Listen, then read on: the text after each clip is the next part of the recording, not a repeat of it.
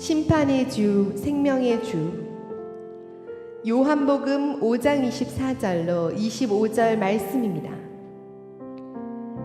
내가 진실로 진실로 너희에게 이르노니 내 말을 듣고 또 나 보내신 이를 믿는 자는 영생을 얻었고 심판에 이르지 아니하나니 사망에서 생명으로 옮겼느니라. 진실로 진실로 너희에게 이르노니 죽은 자들이 하나님의 아들의 음성을 들을 때가 오나니 곧 이때라. 듣는 자는 살아나리라. 아멘. 우리의 신앙이 성장하는 중요한 부분이 예수님이 누구신지를 더 아는 것입니다. 우리가 교회 다니면서 활동들은 많이 하지만 정작 예수님에 대해서 잘 배우지 않으면 활동은 늘어나도 내적으로는 잘 성장이 안 되는 경우가 많이 있죠. 그게 왜 그러냐면 우리의 신앙의 성장은 예수님을 더 깊이 아는 데 있기 때문에 그렇습니다. 그래서 우리가 성경을 읽으실 때 요지를 파악하는 게 있잖아요. 그 요지가 뭐냐면 예수님은 누구실까라는 요지입니다. 그래서 예수님을 더 알아가고 더 믿을 때 신앙이 변화가 일어나는 거예요. 설교도 마찬가지입니다. 설교의 중요한 요소는 우리가 회개도 하지만 또 뭔가의 귀한 가르침도 있지만 그 모든 것의 중심 원동력은 뭐냐면 예수님이 누구신지를 아는 것입니다. 그리고 그분을 믿는 거예요. 그때 그 중앙에 있는 예수 그리스도의 생명이 펌프질을 해서 우리를 변화시키고 우리를 성장시키는 것입니다. 중국 한인교회를 섬겼다가 잠깐 한국에 온 형제에게 그런 이야기를 들었어요. 그곳에서 중고등부 학생들을 가르치는데 4주간 요한복음 학교를 했대요. 토요일마다 학생들을 대상으로 요한복음 한 권을 가지고 내등분을 해서 그 내등분한 것을 이제 4주를 해서 읽는 거죠. 근데 어떻게 읽었냐면 요즘 mp3로 설교가 그 말씀이 다 낭독이 되어 있잖아요. 한 번은 속독으로 읽고 두 번은 눈을 따라가면서 읽고 세 번은 정독하고 그렇게 한 4, 50분 정도 읽으면 세 번을 집중해서 읽게 되겠죠. 그 다음에 문제를 내주는데요. 그 문제는 뭐냐면 지금 읽은 그 몇 장의 말씀 가운데 예수님은 누구인가? 특히 이제 요한복음이 그런 내용 나오거든요. 그러면 찾아나가는 거예요. 문제 보고 답 달고. 그리고 학생들이 모여서 그룹 스터디를 했다고 그래요. 내가 발견한 예수님은 어떤 분인가? 그렇게 2시간, 2시간 반 정도 요한복음 학교를 했는데요. 아이들이 막 변화되더래요. 왜냐하면 말씀이 능력이니까. 그 아이들의 입에서 예수님은 심판의 주입니다. 예수님은 선한 목자입니다. 그러니까 성경 안에 담긴 예수님을 발견하고 그것을 함께 믿고 고백할 때 이 파워가 달라요. 그냥 예수님 좋은 분이에요 라고 하는 것과 내가 성경 안에서 예수님을 알고 그것을 고백할 때 그것은 우리의 영혼에 강력한 진동을 일으키는 하나님의 능력이 됩니다. 그래서 우리들이 신앙생활을 하면서 예수님에 대한 믿음 또 알아감 이 부분을 더욱더 집중했으면 좋겠는데 자 오늘은 짧게 2절을 읽었지만 20절로부터 29절까지를 보면서 우리가 그 학생들처럼 예수님은 어떤 분인가를 좀 우리가 성경 공부하듯이 오늘 말씀을 보려고 합니다. 오늘은 좀 2가지만 살펴볼 텐데요. 자, 22절입니다. 예수님이 누구실까? 함께 읽습니다. 시작.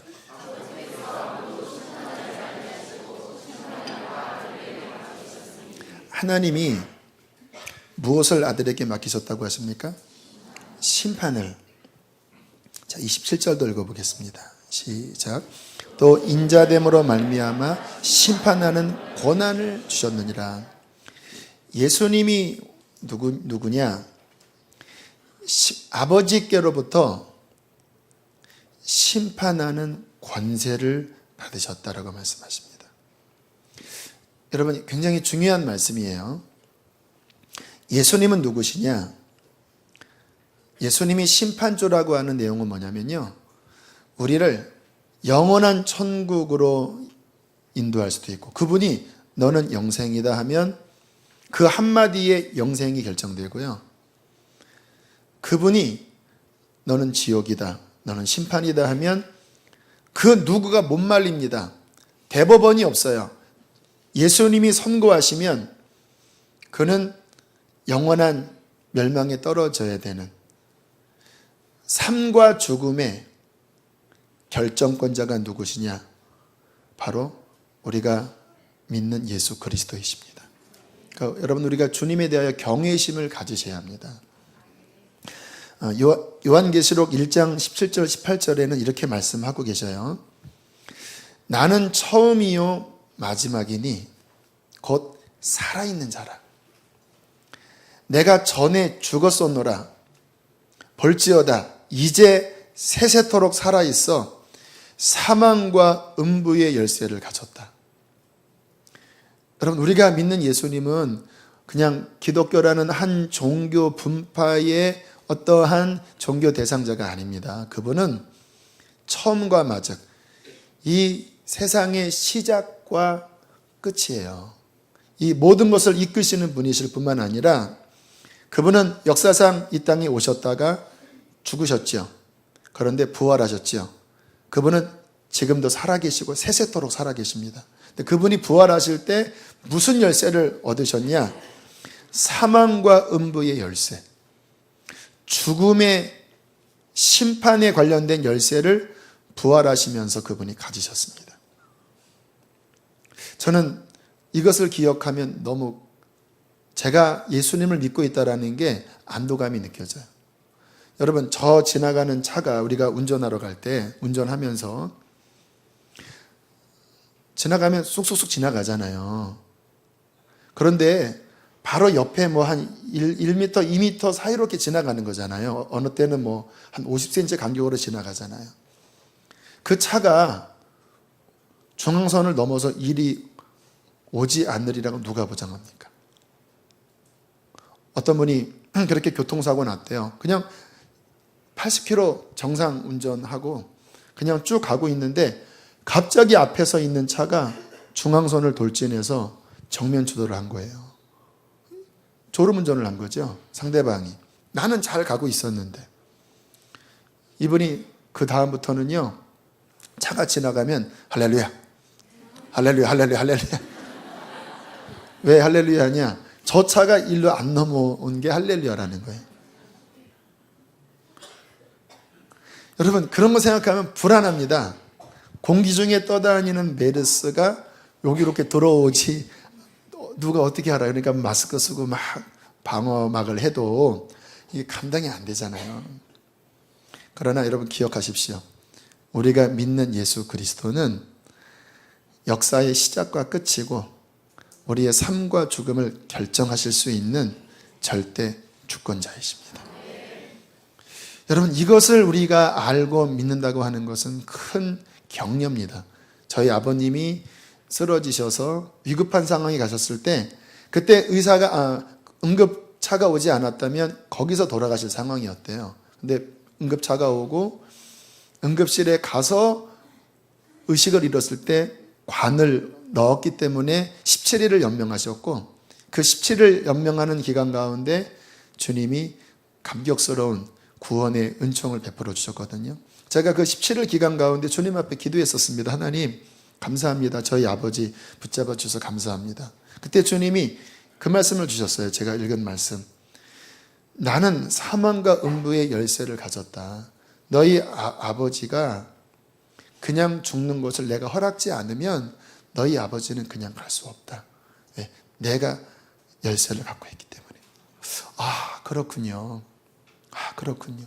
내가 믿는 예수님이 내 삶의 주관자이시고 나를 영원한 천국으로 인도하실 수 있고 또 그분은 나를 영원한 멸망으로 가게 하는 그 결정권을 가지신 분이 내가 믿는 예수 그리스도시군요.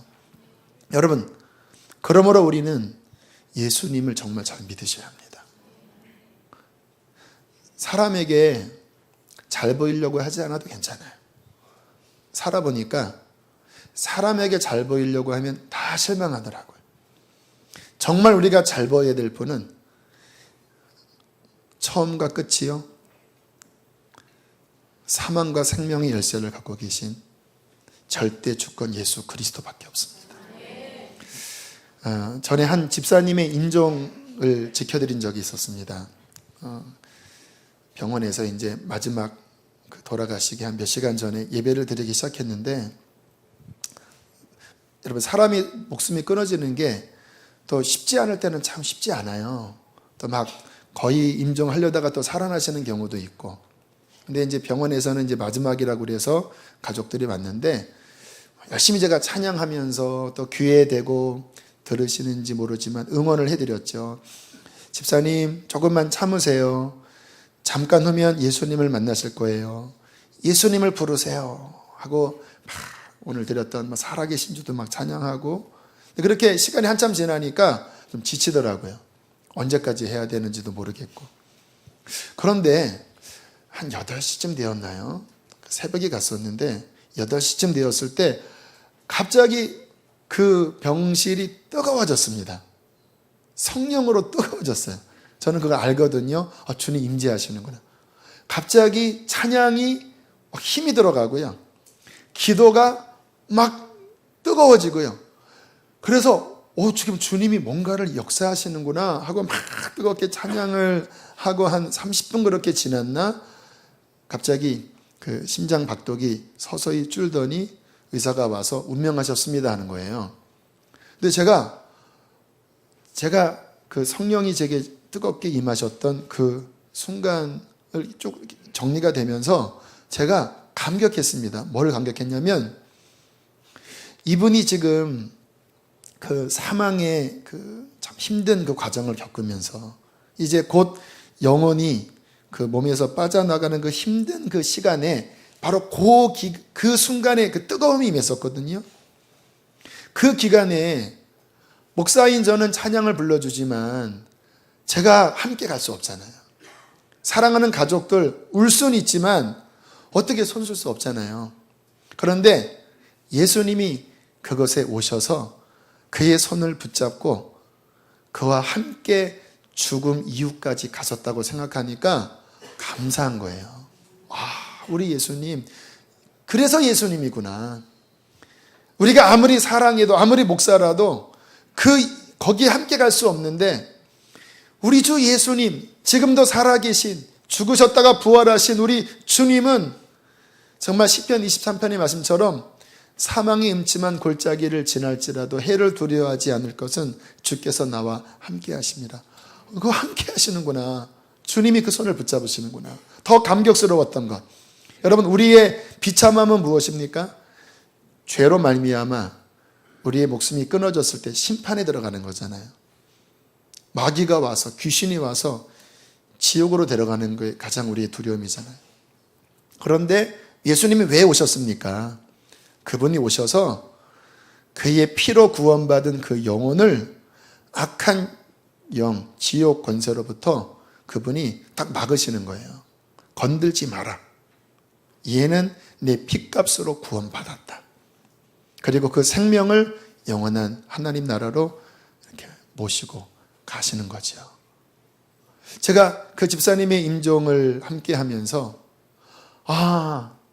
우리 주님의 구원이라고 하는 게 지금이야 여러분들 생명의 위협이 없으니까 그 주님의 구원이 얼마나 중요한지 잘 피부에 와닿지 않겠지만 정말 우리의 목숨이 끊어질 바로 그때 예수 그리스도, 그분이 우리에게 얼마나 중요한 분인지, 그분이 심판주여 구원주라고 하는 것을 여러분 믿었다고 하는 것은 최고의 축복일 것입니다. 그러므로 저와 여러분은 예수 그리스도와의 바른 관계에 늘 점검하셔야 돼요. 왜요? 결정권자는 그분밖에 없으니까. 제 삶에 69억, 70억의 인구가 저를 반대한다 해도 저는 이게 주님의 뜻이면 저는 그것을 붙잡길 원합니다. 왜요? 제 인생에 가장 중요한 분은 삶과 죽음을 정하시는 예수 그리스도 그분밖에 없기 때문에 그래요. 자, 우리가 그분을 더 알아가야 합니다. 특별히 오늘 지금 좀 전에 읽은 심판주로 하나님이 세우셨다고 하는 부분에 대하여 깊이 이해할 필요가 있습니다. 왜요? 저와 여러분은 다 그 심판주 대신 그 심판대 앞에 설 것이기 때문에 지금 우리는 이 부분을 잘 이해하지 못하지만 인류 역사상 태어났던 모든 사람들은 이 심판주 앞에 설 것이기 때문에 그 부분에 대한 지식을 분명히 가지고 있으셔야 합니다. 자, 오늘 성경에서 말씀을 하십니다. 28절, 29절 우리 두 절 함께 읽으시겠습니다. 시작.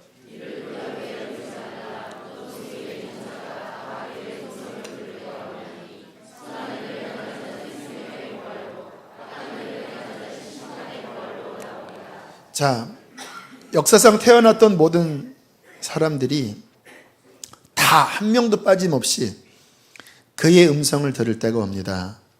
그분은 누구십니까? 하나님의 아들 심판주 예수 그리스도. 그때 모든 사람들은 다 살아납니다. 사람은 사라지지 않습니다. 다 살아나요. 다 부활됩니다. 근데 뭐라고 말씀하십니까? 선한 일을 행한 자는 생명의 부활로, 악한 일을 행한 자는 심판의 부활로. 그리고 심판대 앞에 그 부활하여 그 자리에 서게 될 것이에요. 자, 이 장면에 대하여 성경은 좀 더 자세하게 설명합니다. 우리 성경을 한 군데 찾겠습니다. 요한계시록 20장 11절로부터 보겠습니다. 그 유명한 백보자 심판이라고 하는 챕터인데요. 자, 심판주이신 예수 그리스도를 더 정확하게 보는 인류 미래 보고서입니다. 모든 인류는 다 이렇게 될 거예요. 자, 11절 함께 읽으시겠습니다. 시작. 또 내가 보니 크고 흰 보좌와 그 위에 앉으신 이를 보니 땅과 하늘이 그 앞에서 피하여 간데 없더라. 자, 요한이 봤는데요. 여기에 큰 보좌. 근데 그 보좌의 빛깔이 백옥처럼 하얘요. 무슨 의미일까요? 그 심판이 얼마나 정결하게 진행될지. 지금 세상의 법정의 문제는 이게 깨끗하지가 않은 부분이 있는 부분이잖아요. 그런데 이 주님의 심판은요, 흰 보좌의 의미는 눈꽃만침의 치우침이 없는 거예요. 그 보좌는 큽니다. 왜 클까요?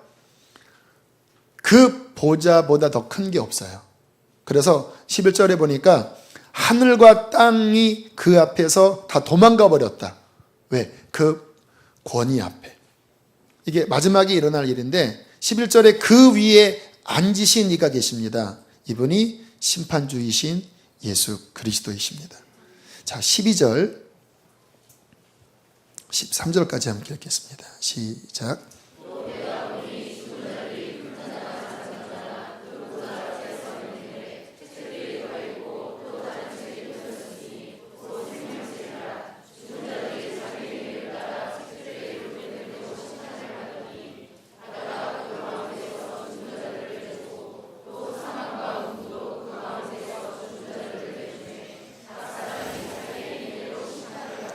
자, 그 보좌 앞에 모든 자들이 다 살아나서 하나님의 아들의 소리를 듣고 다 살아나서 그 크고 흰 보좌, 하늘과 땅도 피하여 도망간 그 보좌 앞에 모든 사람들이 다 선다라는 거예요.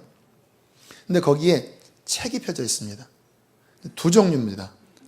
책들이 펴져 있고 한 책이 펴져 있습니다. 한 책은 뭐라고 그러죠? 생명록. 책들은 뭔지 아세요? 각 사람의 행위를 따라 기록한 책이라고 한 겁니다. 이게 무슨 말이냐면요. 여러분, 우리의 모든 태어나면서부터 죽을 때까지의 나의 모든 삶과 나의 모든 말들은 다 기록되어 있습니다. 그거 아세요? 성경에 무심코 한 말까지도 그날의 신문을 받으리라고 말씀을 하시거든요. 가끔 완전 범죄 있잖아요. 화성 씨의 예전에 연쇄살인 안 잡혔습니다.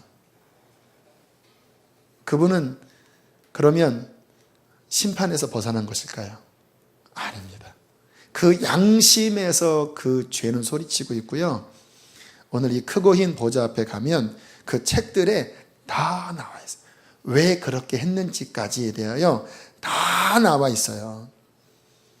그리고 성경은 각 사람의 행위대로 정확하게 심판을 받아 영원한 불못에 떨어지게 될 것이라고 그렇게 말씀을 하십니다. 그러나 생명책에 기록된 사람들이 나오죠. 어떤 사람들입니까? 회개하고 예수 그리스도를 믿어 이 행위록에 기록된 그 모든 것들이 회개하고 예수를 믿어. 여러분, 이게 어떻게 지워집니까? 근데 예수 그리스도의 보혈은 그 죄를 다 씻어주십니다. 이것이 바로 예수의 구속입니다. 구속. 영어로 redeem이라고 하는데 그것은 뭐냐면 값을 지불해서 그거를 탕감했다라는 거예요. 그러니까 그날에 예수 그리스도의 보혈로 씻겨져 있는 그 행위로, 물론 무지막지한 죄를 졌겠죠. 사도 바울 같은 경우도 믿기 전에 얼마나 믿는 자들을 핍박한 악한 자였잖아요. 그런데 이 심판대 앞에서 사도 바울의 이 기록들은 다 삭제되어 있습니다. 왜입니까? 회개하고 예수 그리스도를 믿었을 때 그 피가 어떠한 죄라도 다 씻어주기 때문에. 그리고 우리의 이름이 생명책에 딱 폈을 때 이렇게 주님이 보시고 거기 기록되어 있는 거예요. 기록. 강대영 기록되어 있는 거예요. 여러분 이름 한번 기록되어 있나요? 한번 불러보세요. 시작. 강대영. 기록되어 있으면 와, 할렐루야. 그 영원한 결정권자 앞에, 그 영원한 미래의 운명이 결정되는 그분 앞에 우리는 용서받은 하나님의 자녀로 영생의 세계로 들어가게 된다는 것입니다. 이 날에 대하여 로마서 1장에서는 이렇게 말씀하십니다. 하나님이 예수 그리스도로 말미암아 사람들의 은밀한 것을 심판하시는 그날이라고 표현합니다. 그날에 숨겨진 것들이 다 드러나요. 숨겨진 것들이. 그래서 여러분 우리 신앙생활은요, 이런 부분에 있어서 정직한 고통이 필요합니다. 저도 신앙생활을 하면서 어떤 죄에 대한 고백, 괴로움, 이런 고통이 있어요.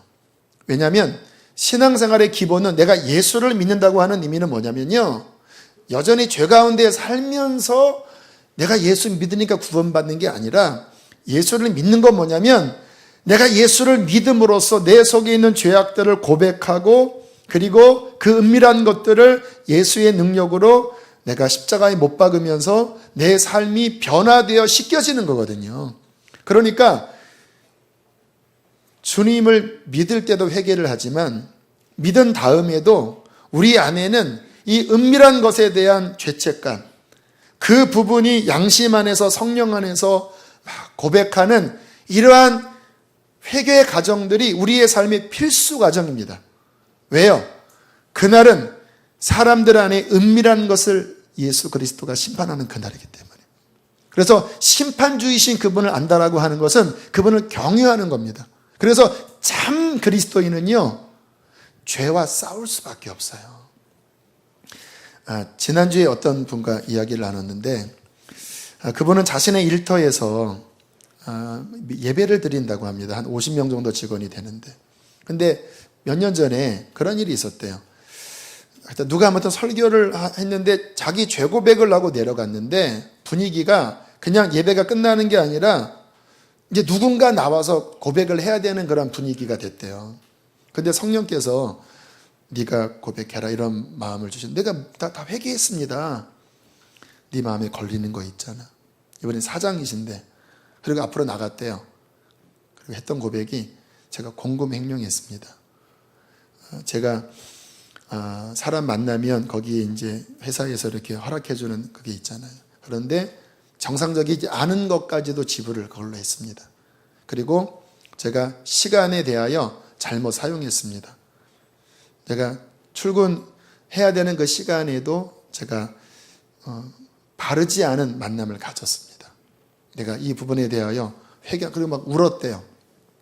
그리고 들어갔더니 이번에 이사가 나오더니 제가 받지 말아야 될 것을 받았습니다. 안 받기로 했는데 내가 이것이 너무 탐나서 받았습니다. 그랬더니 또 누가 나와서 나 누구 미워했습니다. 뭐 이런 일들이 막 벌어진 거예요. 근데 어떤 분이 뭐라고 고백했냐면 여자분이 저는 나이를 속이고 왔습니다. 1년에 한 번 생일잔치 해줄 때마다 저는 너무 괴로웠습니다. 제가 왜 나이를 속였냐? 나를 여기서 안 받아줄까 봐. 여자분들 그런 거 있잖아요. 이렇게. 얼마나 늘 조마조마했겠습니까? 8시에 드려진 예배가 12시에 끝났대요.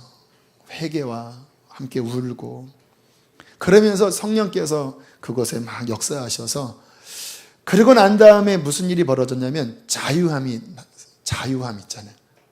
그 얼마나 생일잔치 때마다 그 잠이 힘들었겠습니까? 근데 비로소 고백한 그 은밀한 것들이 씻어진 그 정결함, 그 자유함. 여러분, 이게 신앙생활이라는 거 아십니까? 예수를 믿는 것은 그분이 심판주라는 것을 아는 거예요. 그것을 안다면 우리 안에 은밀한 것을 주님 앞에 기도하고 우리 넘어질 수 있습니다.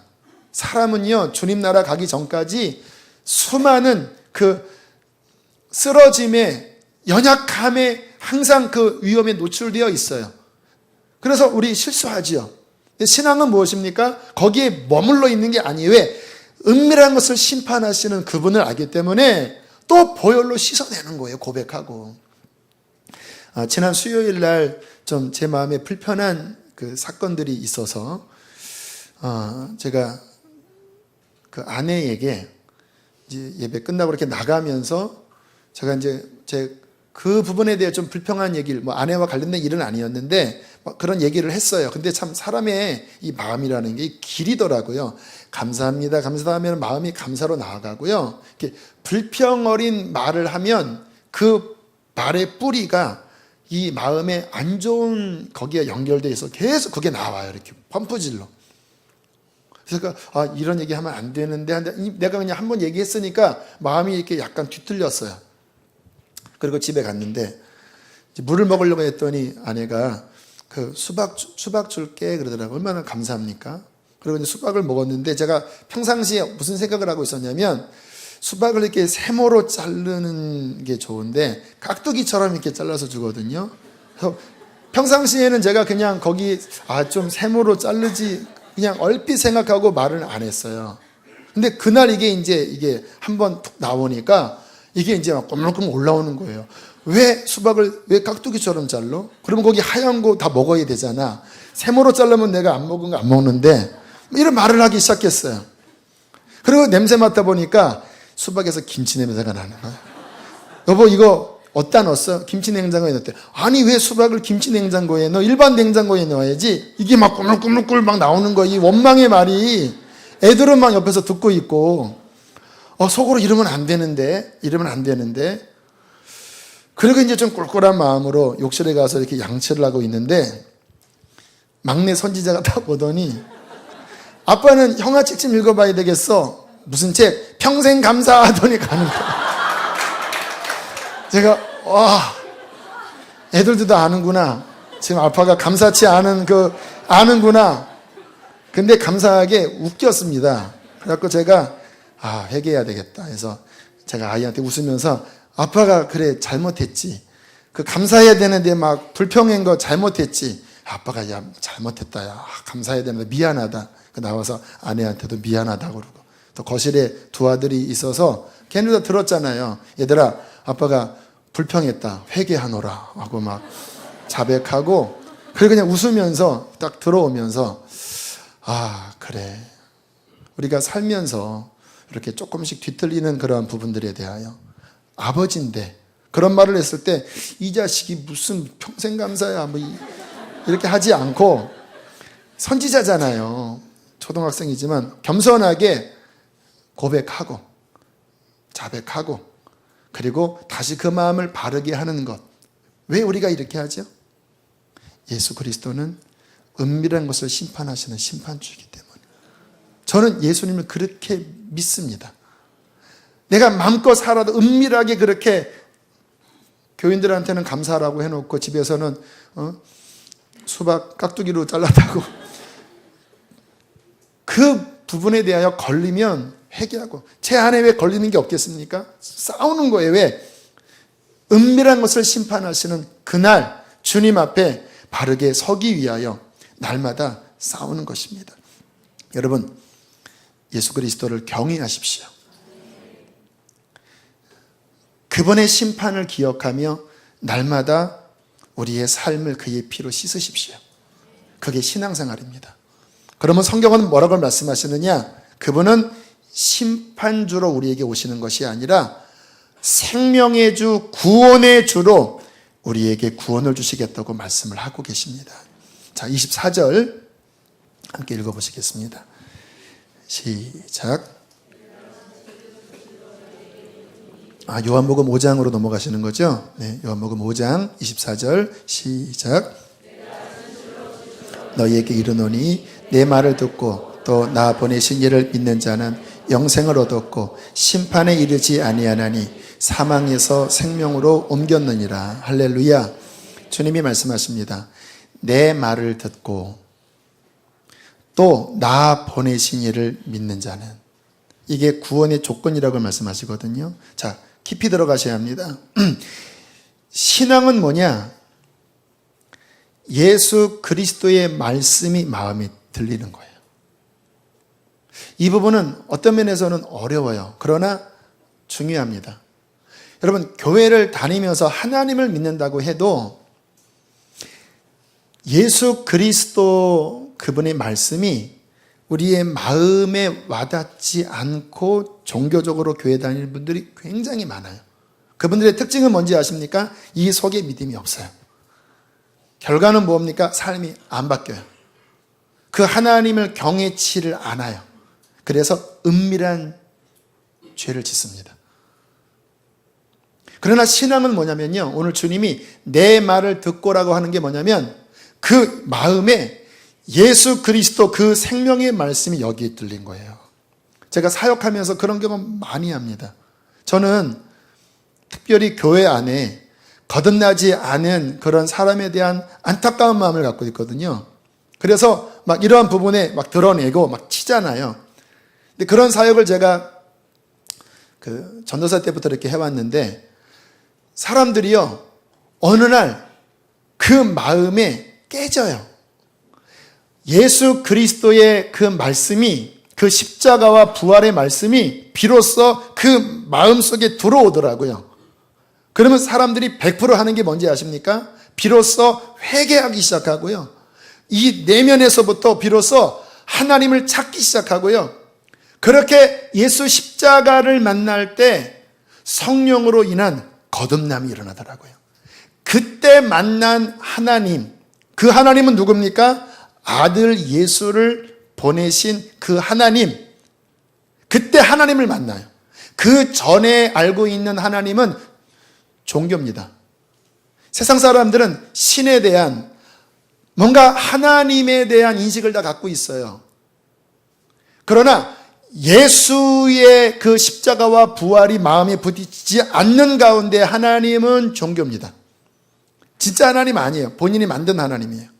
유대인들이 그렇잖아요. 예수님을 안 믿고 그냥 그 여호와 구약의 하나님만 믿잖아요. 그들에게 생명이 없거든요. 그런데 예수님이 마음에 들어와서 회개가 일어나고 그리고 성령의 역사로 거듭났을 때 비로소 하나님이 누구신지를 인격적으로 알게 됩니다. 그때 신앙은 실제가 되더라고요. 그 안에 감격이 있고요. 그 안에 변화가 있고요. 하나님을 살아있는 나의 하나님으로 날마다 만나면서 그러한 놀라운 역사가 일어나게 되는 것입니다. 저는 당부합니다. 저는 함께 주님 나라 가기를 원하는 마음이에요. 여기에 아직 아버지를 못 만난 사람, 하나님 아버지. 왜 못 만났습니까? 예수님 마음에 안 들어간 거예요. 계시죠, 그런 분들? 나는 아직 예수님 잘 모르겠다. 예수님의 말씀이 가슴을 안 친 거예요. 그런 분들은 정말 이런 말씀 앞에 귀를 열고 그 주님을 마음속에 받아들이시고 회개하기 시작하면 내 말과 나 보내신 그 하나님을 성령으로 만나면서 오늘 말씀처럼 사망에서 생명으로 옮기고 영생을 얻어 심판을 받지 않는 하나님의 놀라운 구원의 축복이 그에게 임하게 될 것입니다. 이것을 가진 자, 회개하여 정말 예수님이 내 안에 거하심으로 말미암아 참된 생명의 역사가 우리 안에 날마다 경험하는 것이 진정한 신앙입니다. 자, 이렇게 주님을 만나면 나타나는 놀라운 축복이 있는데요. 오늘 말씀에는 다 다루진 않았지만 그래도 좀 살펴보면 26절 한번 보시겠습니다. 26절. 자, 함께 보실까요? 시작.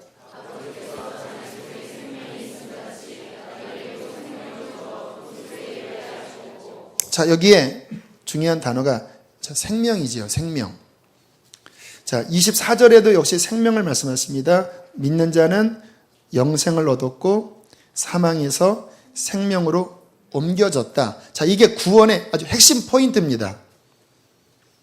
여러분, 우리가 그 예수님이 우리 안에 들어오셨을 때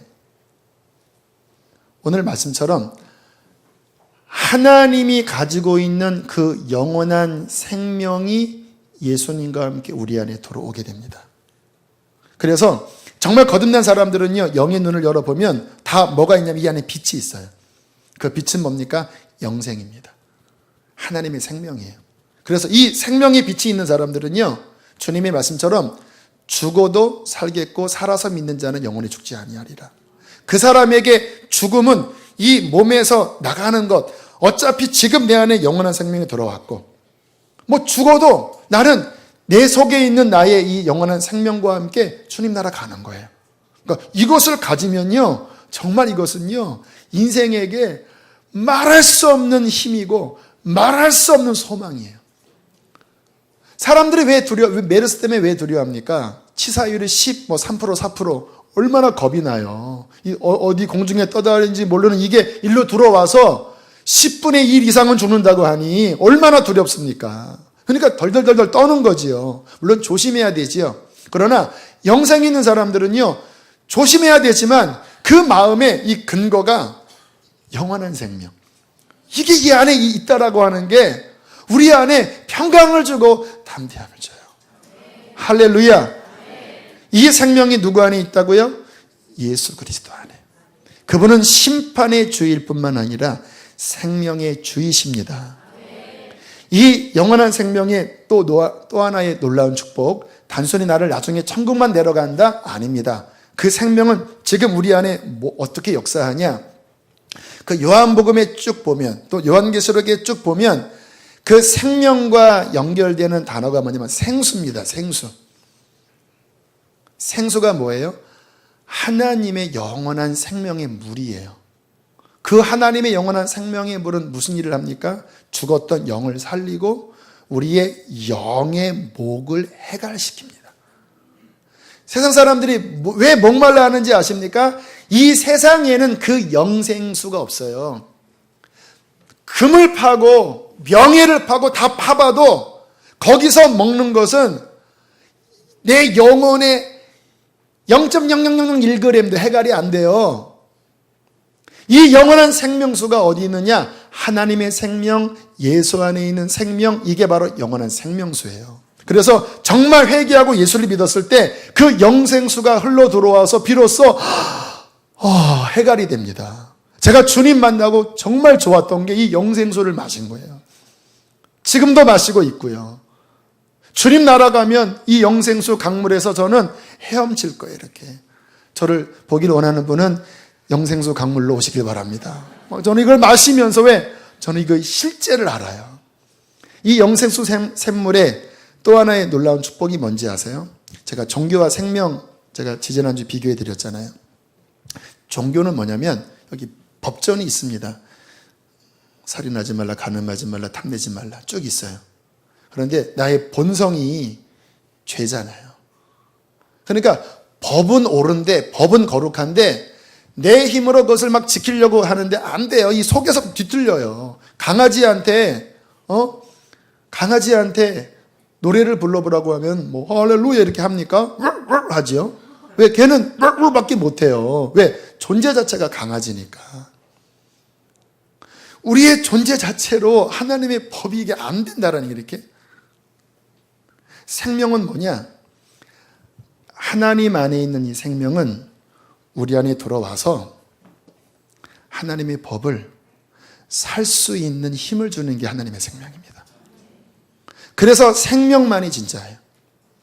주님의 이 생명이 우리 안에 흘러 들어오면 내가 할 수 없는 것이 그 주님의 생명으로 하게 돼요.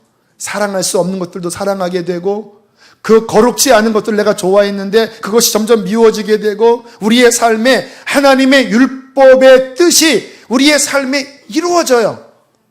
내 힘이 아니라 우리 안에 들어온 하나님의 생명은 그렇게 살 수 있도록 도와주시는 거예요. 그래서 신앙생활은 뭐냐면요, 이게 잘 분별을 해야 되는데 노력을 해야 돼요. 왜? 신앙은 연습하는 거라고 했으니까. 그런데 이게 종이 차이인데요, 내 힘으로만 노력하면 그 사람은 율법주의로 빠지고 판단하는 자로 갑니다. 그 안에 늘 불평, 불만, 늘 판단으로 가득해. 왜? 뭔가 나는 애를 쓰는데 너는 왜 저래? 그 안에 나의 못된 이기적인 나의 본성 안에 나오는 그 교만이 움직여요. 그래서 그런 분들이 열심히 하면 할수록 늘 어려움이, 그 바리새인처럼 그래요. 그럼 신앙은 뭐냐?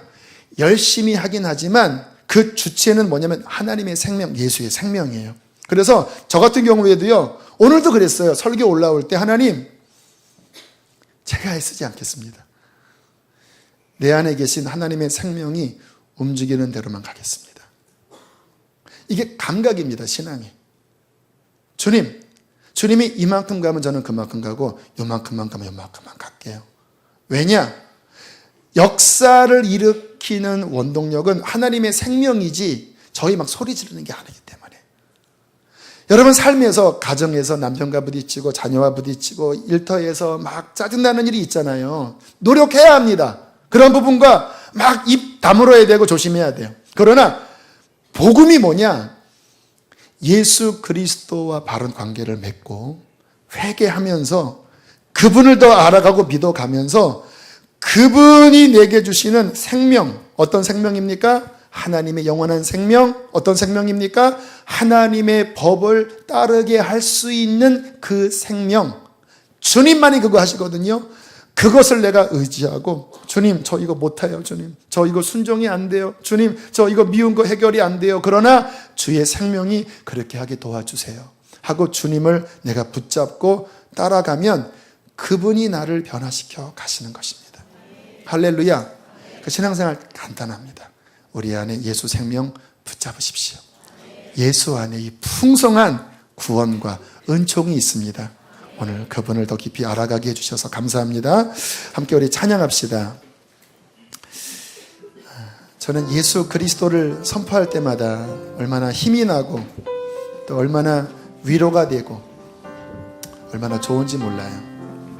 신앙은요, 예수입니다. 예수. 이 찬양 고백하시면서 우리 예수님을 붙잡읍시다.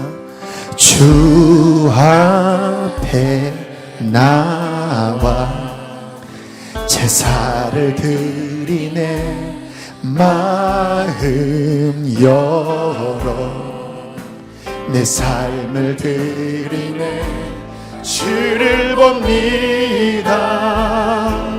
끝없는 사랑 날 회복시. 우리 한 번 더 고백합니다. 주 앞에 나와, 주 앞에 나와 제사를 드리네, 마음 열어 내 삶을 드리네. 주를 바라보세요. 그분의 사랑은 나를 회복시켜 주십니다. 사랑 날 회복시키네. 이제 물들어 주보네. 그 능력 날 새롭게 주님의 사랑 날 만지시. 내 모든 두려움 사라지네. 두려움 사라지네. 복음 속에도 주 붙들고 믿음으로 주. 우리 한 번 더. 폭풍 속에도 주를 붙들고, 폭풍 속에도 주. 믿음으로 주와 걷는, 믿음으로 주와 걷는 갈보리 언덕 넘어 그 어느 날 주 안에 온전케 되리. 주님을 바라보십시오. 그분이 우리의 생명이십니다. 내 생명은 그리스도와 함께 끝났습니다. 나의 생명은 예수 그리스도이십니다. 그의 사랑이 나를 온전케 하실 것입니다. 여러분, 한 주간 살아가면서 여러분 마음에 또 내가 짊어진 나의 힘으로 살아갔던 은밀했던 것들이 얼마나 많습니까? 답이 있습니다. 예수 그리스도이십니다. 주님, 내가 주 앞에 다 내려놓습니다. 나에게 주신 이 영원한 생명을 내가 붙잡습니다. 은밀한 것을 시판하는 그날에 내가 주님으로 말미암아 온전히 서게 하여 주시옵소서. 기도하시겠습니다. 할렐루야. 살아계신 하나님 아버지 감사합니다. 아버지 하나님 감사합니다. 하나님 사랑합니다. 사랑합니다. 예수 그리스도 나의 생명, 나의 생명, 나의 영원한 생명, 나의 구원. 주님을 경외하는, 주님을 사랑하는, 주님을 사랑하는 주의 생명, 주의 생명, 주의 생명, 영원한 생명, 주님의 사랑, 주님의 사랑. 맡겨드립니다. 회개하세요. 여러분, 주님을 붙잡지 않았던 것들을 회개하세요. 예수를 붙잡으세요. 주님 의지합니다.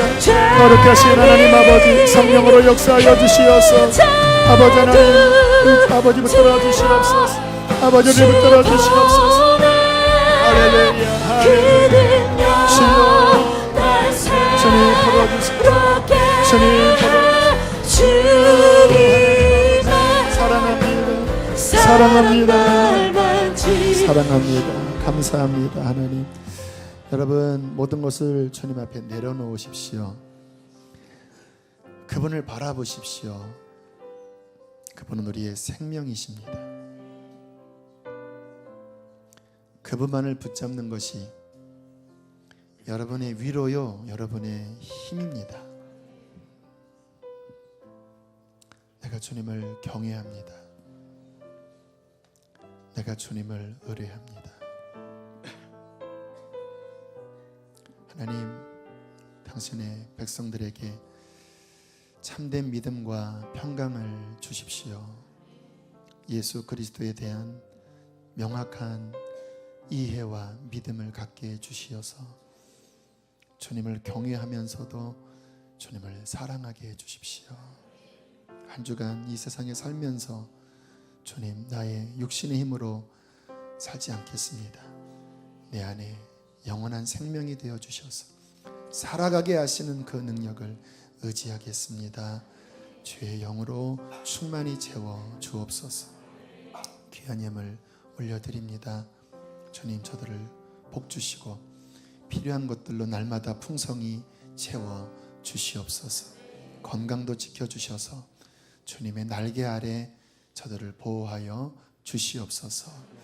이제는 우리를 죄에서 건지신 예수 그리스도의 은혜와 하늘 아버지의 그 크신 사랑하심과 보혜사 성령의 내주 감동 감화하심이 예배하는 모든 이들의 심령 속에 충만히 함께할지어다. 아멘.